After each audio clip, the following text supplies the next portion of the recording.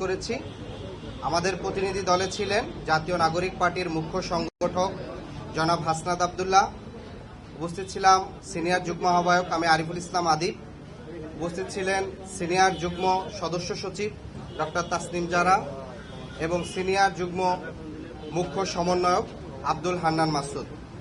আমরা তার সাথে দীর্ঘক্ষণ আলাপ করেছি। আমরা যে বিষয়গুলো নিয়ে তাদেরকে প্রায় 5টি বিষয় মূলত আমরা আলোচনা করেছি। আমাদের প্রথম বিষয়টি হচ্ছে গণ অভ্যুত্থানের 1 বছর হয়ে যাওয়ার পরেও আমরা এখনও দেখতে পাচ্ছি গণ অভ্যুত্থানে অংশগ্রহণকারী যারা শহীদ হয়েছেন, যারা আহত হয়েছেন, তাদের পুনর্বাসন, চিকিৎসা এবং তাদের নিরাপত্তা, সেই বিষয়টি এখনও নিশ্চিত হয়নি।